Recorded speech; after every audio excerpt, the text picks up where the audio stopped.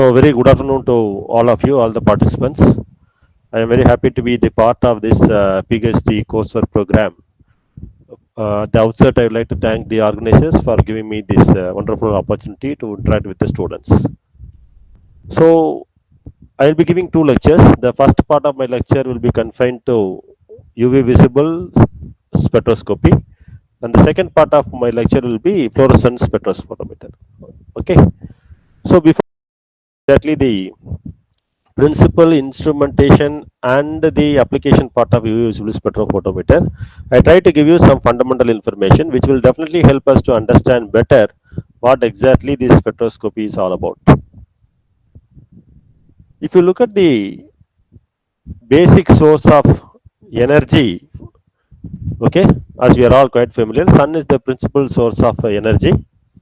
So when sun emits light of a different wavelength, okay, some of the wavelength, the light emitted by the sun, they are reflected as short wavelength radiation.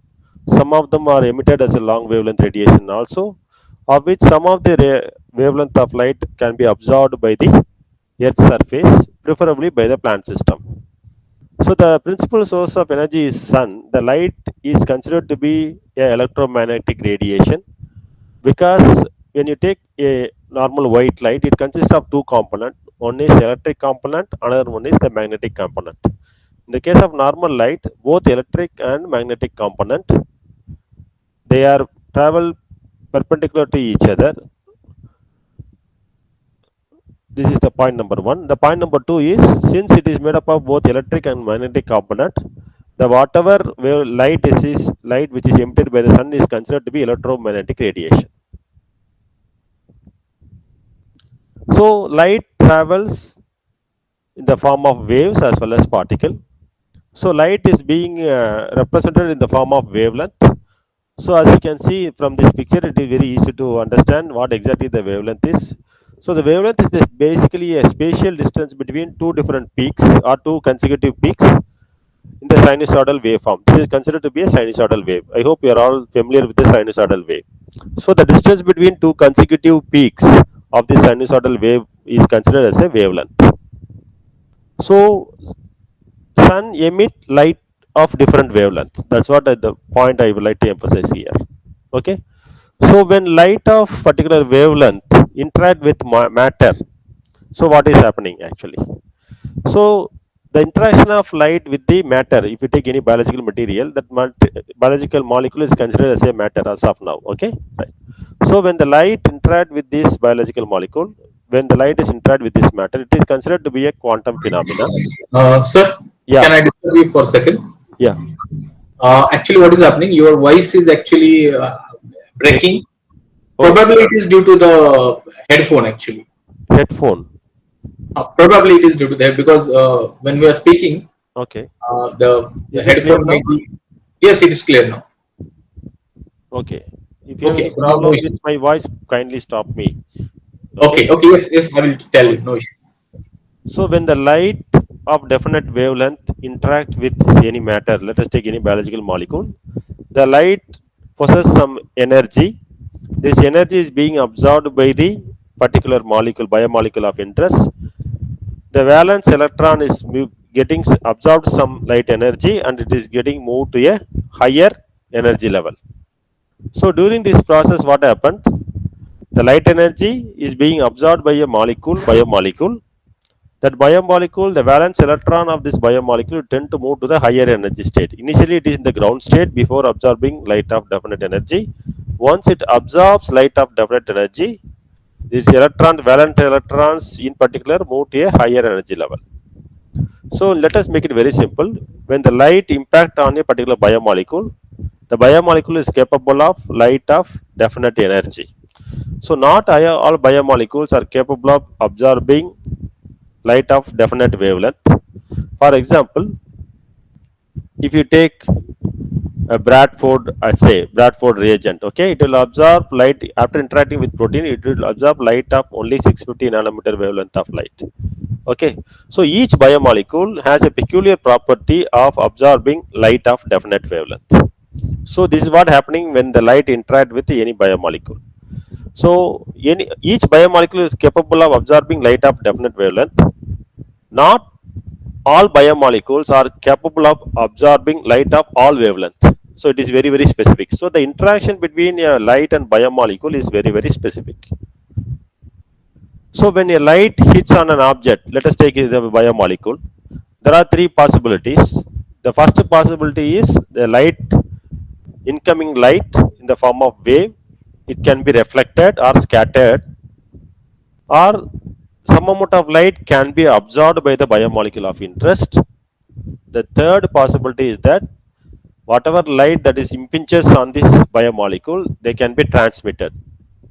So once you know the quantum of light that is being transmitted or impinges on the sample, depending on the quantum of depending on the quality of transmitted light or quantum of transmitted light, you can easily quantify how much light is being absorbed by the biomolecule of interest. So when light impinges on the or when light hits on the particular object, there are only three possibilities. It is either absorbed by the biomolecule, or the light can be transmitted by the biomolecule of interest without any absorbance. The third possibility is the light can be reflected. Okay, in that case, there is neither absorption nor transmission. So, in case what happens, if no light is being absorbed by a biomolecule of interest, it appears as white. That means all light, whatever is trying to impinges on the biomolecule, all the lights are being reflected back. Nothing is absorbed. When all visible light is being absorbed by an object of your choice, then the material appears black in color. Some of the shirts look very black, dark in color, especially black in color, which means what? All light that is being absorbed by this shirt of your choice. Okay. So depending on the quantum of light, depending on the quality of light that is being absorbed or either reflected or being transmitted, the color will appear. Okay. So the apple is a very popular example, right? An apple appears red in color it because depending it leaf reflect only mostly green light to the eye, but apple reflects mostly red light to our human eye. That's why we could able to see the red color of the nice red color of the very attractive red color of the apple, whereas leaves are looking very green because leaves reflect mostly green light to our human eye. Okay, so everything depends on the interaction of light with the biomolecule of interest, right? So there are two basic theories actually which supports the nature of light. Scientists keep asking question, what exactly the nature of light? So there are two theories which are very popularly known to the scientific community. The one is called wave model. The second one is first one is called wave model. The second one is called particle nature of light or particle model. So the wave model of was supported by a group of scientists, very popular physicists, I would say, Maxwell and Hertz, whereas the particle model was supported by Albert Einstein and also Max Planck. Okay, so now we know for sure that light has a dual property, light has a dual nature, light behave in the form of wave, light behave also in the form of particle. So there are particle nature of light and the wave nature of light. Both are accepted now. So if you look at the wave model of electromagnetic radiation, okay, as I told you some time back. So if we take normal light, it has a two component, one is electric and magnetic. In the case of normal light, both magnetic and electric component are travel perpendicular to each other, 90 degree. Okay, but when light travel at a particular since it has two different components, electric and magnetic, light travels in a particular direction, that too with a particular speed. Okay, so light travels with a particular speed, then people start asking question, what exactly the speed of light, at what speed light is travels.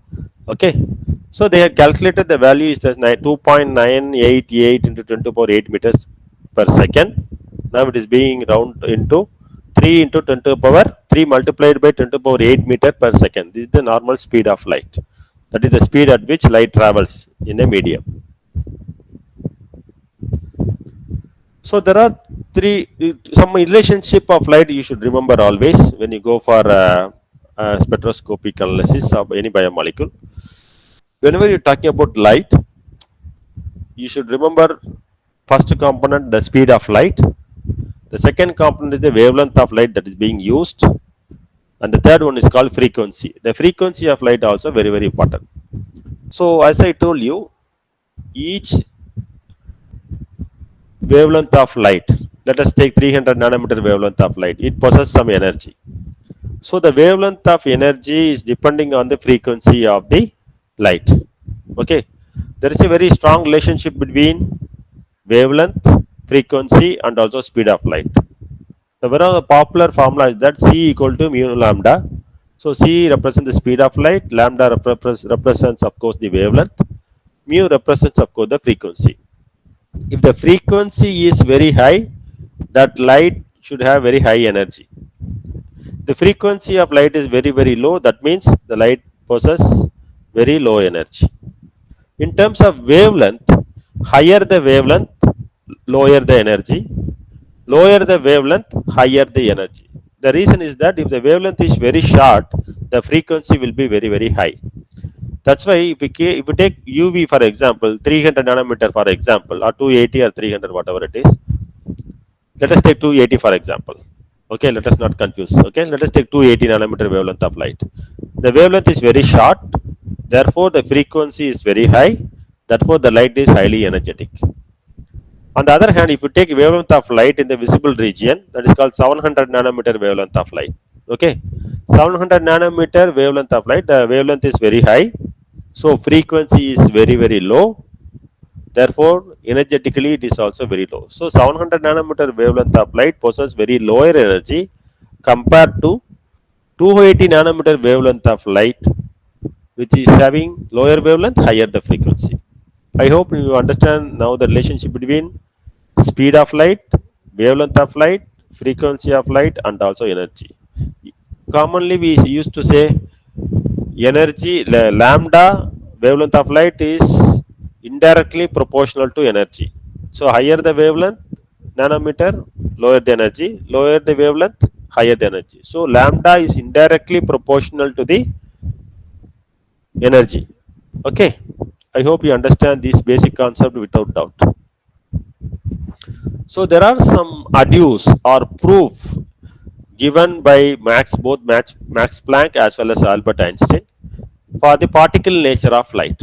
So they proposed what is known as a quantum theory of radiation, electromagnetic radiation. So what they have identified is, they have identified the energy is transferred in discrete packets called quanta or photons, and they have also arrived at the equation which can relate frequency of radiation and the quantum also. So Q is equal to h mu. This is one of the very popular equation. Okay, so these two school of thoughts, one support the wave nature of light, another group supports the particle nature of light. Now we know for sure light has a dual property. Yeah, coming to the electromagnetic spectrum. Okay, excuse me. So assume sun emits light of different wavelength, which includes cosmic and gamma rays on left, on your left, up to radio waves. Radio waves are higher wavelength, cosmic and gamma rays are lower wavelength. So this whole spectrum is called electromagnetic spectrum. Okay, within the electromagnetic, if you look at the electromagnetic spectrum, within the electromagnetic spectrum, there is a narrow region of the electromagnetic spectrum which is considered to be very very important for biologists. Okay, that narrow region of the electromagnetic spectrum is called visible region of the electromagnetic spectrum.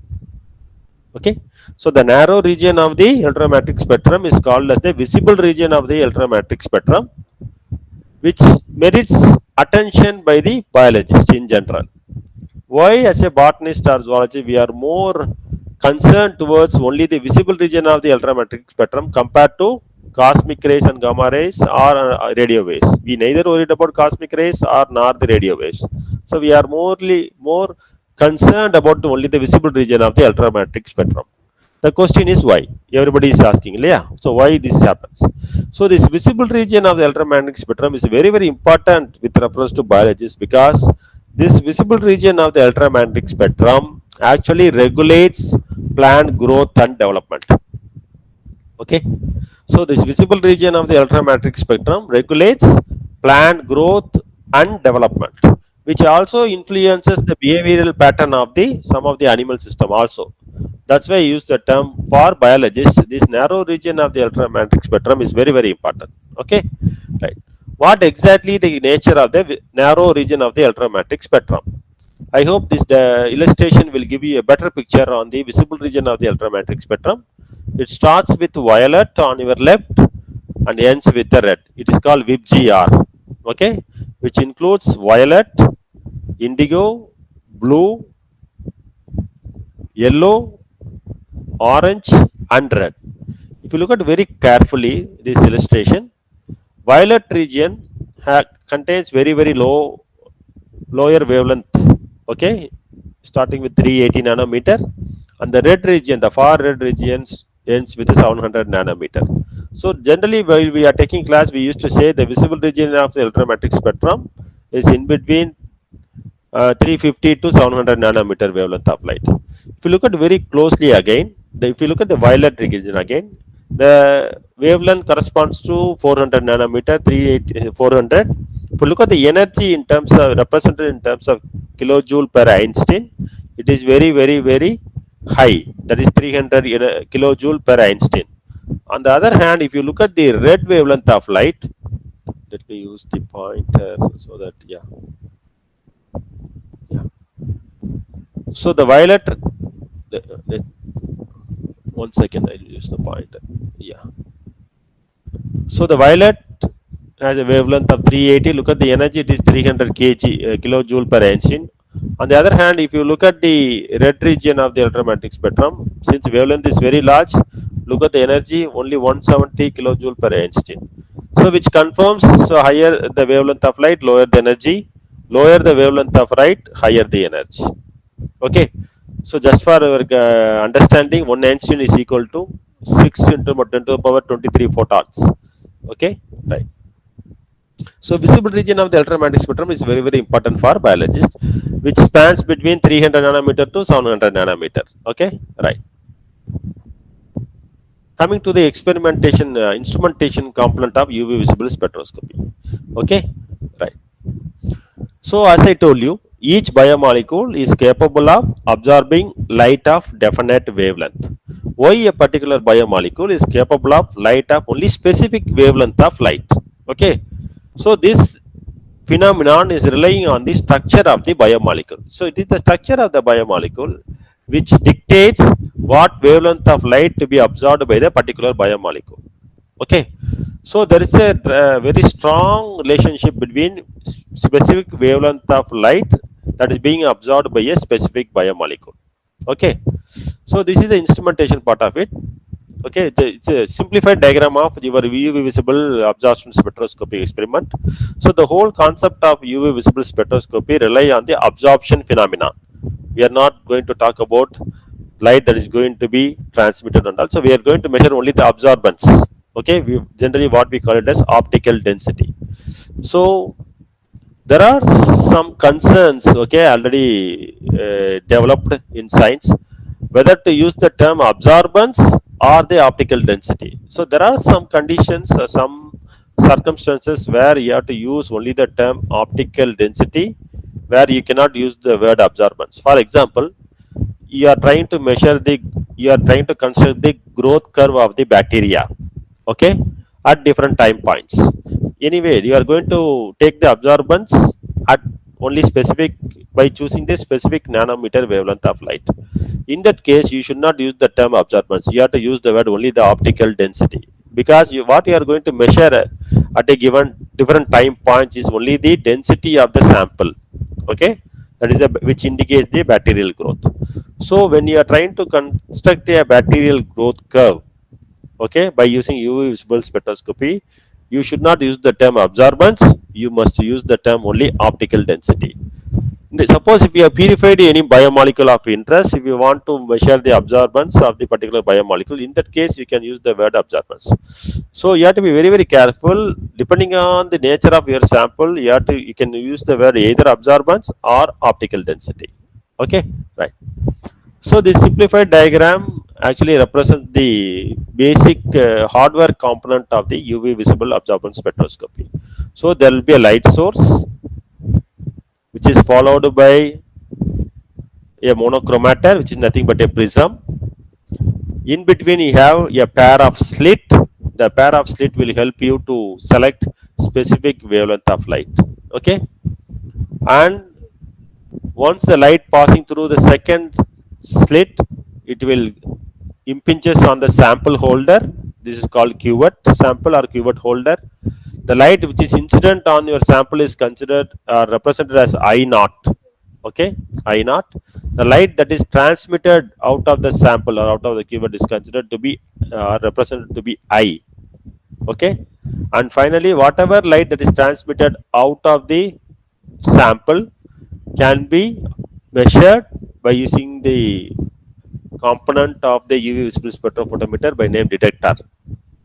So detector is basically working on the principle of photoelectric effect, but want of time I am not going to the details of photoelectric effect. Let me make it very simple. Whatever signal that is coming out of the sample, that is transmitted light, that signal is getting amplified within the detector. The basic mechanism behind the amplification process is called photoelectric effect. Okay. So what exactly we are measuring is finally the log I naught by I, which is considered as an absorbance. So the whole concept of UV visible spectroscopy depends on a Beer-Lambert's law, which actually calculate the log I naught by I. So the log I naught by I is considered as an absorbance. Okay, right.